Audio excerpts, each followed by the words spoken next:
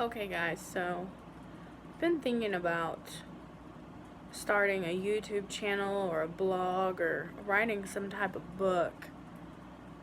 And the purpose is to talk about surviving raising a teenage daughter or son for some of us. For me, it happened to be a daughter with a mental illness. I was going to start with a short intro video just explaining like, hey guys, I'm not a doctor and I'm really just a mom, and I dealt with a lot of crap with my kid and I couldn't find hardly anybody or anything to reach out to. Like, there was so much as far as resources for helping her, a lot of which we tried, even though she wasn't committed to those things, and we would get somewhere or do something and she would totally refuse to be a part of it. But there wasn't a lot for me. There wasn't a lot for my husband. I found myself searching for like self-help, like, hey, is there a support group? What can I do? Who else feels the way that I feel? And there was nothing, never anything. So I really wanted to start there, but today I think I'm going to title this, I'm done. Like, I'm done. So, maybe I failed at surviving raising a teenager with a mental illness. Maybe I failed at it. I don't know. But today I have been called and let me start by saying maybe I asked for it. I'm not sure. Sometimes I question myself quite a bit when it comes to her and the way that she reacts to things. And I'm not going to share. For those of you who know us personally, you know who she is, and for those of you who don't, I'm really hoping to get some shares and things, just because I know that there are people out there who, this is more common than we think, so there are parents who feel like there is no way out, and that's really, my goal is to say there are other people dealing with this. Look at me, I dealt with it. Like, I have been made into this huge, people I've just been bashed, and my parental skills have been questioned, and her lies have been told, and all of these things have just been, I've honestly just taken a beating because of it, and I know how you feel, and I want you to know that there are people who know how you feel. So, back to where I was today. After a series of text messages from her a few days ago saying that she was in need of a job, she was in need of medical care because she was ill, and she may also be pregnant. Mind you, these messages came through at about 5:51 in the morning, and I guess I didn't respond quick enough because after reading them, I wanted to take some time to process my thoughts, and then I got blocked. So my response message didn't go through. And I said, okay, well, I'm okay. And yes, baby, I'm using the phone. Why? Because Why? go watch your show so mommy can use the phone. Why? I'll tell you when I'm done. No. Go watch Mickey Mouse. Please. Then tell me. When I'm done. Okay. Love you.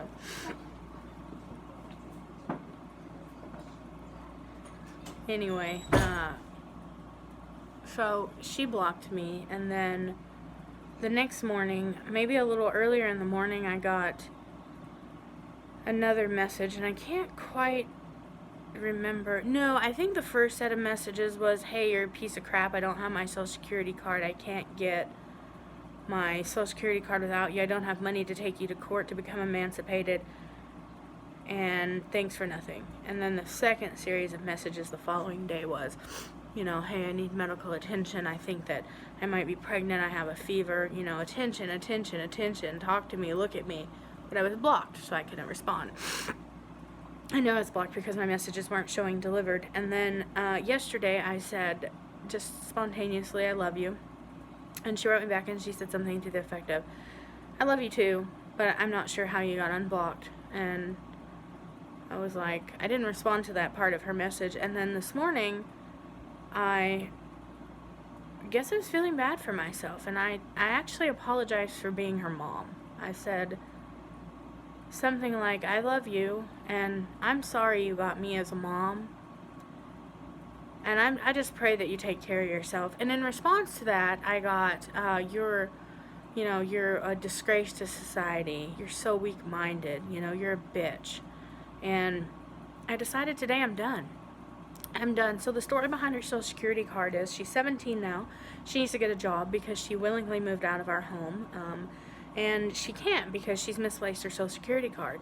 The very Social Security card that I thought was probably a terrible idea for me to put it in her possession, but because I was trying to empower her, I gave it to her.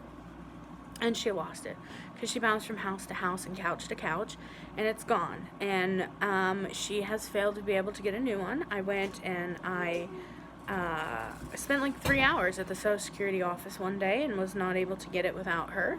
I've asked her numerous times to call and find out what we need to get it, how can we get it, and she hasn't done that. So since she's lost it and I haven't been able to provide it for her, because the world that we live in, our teenagers are entitled and we owe them everything, it's my fault, and I am apparently the devil because of it. So I've come to the conclusion that I may not have actually survived this. I actually found myself apologizing for being her mother today. Apologizing. I'm sorry that you were stuck with me. What is happening to me? I can remember before she moved out questioning my mental health. Am I crazy? Is she right? Are these things that she's saying to me, are they true? So with that being said, I've come to the conclusion that I'm done. She blocked me again, so I had to reach out to some family members and friends and say, hey, can somebody let her know to unblock me, because I decided I'm gonna take you tomorrow. I'm gonna do whatever it takes to get your Social Security card, and I'm done. I'm done. I'm blocking you from every aspect of my life. I'm blocking you from social media. I'm blocking you from my cell phone. I'm blocking you from your siblings. I'm blocking you from my husband. I'm blocking you from everything because I am tired of being abused by her. I'm tired of it. So this didn't quite start where I wanted it to today. I really want to dig deeper. I want to go way back to where, there were some signs that I probably should have noticed.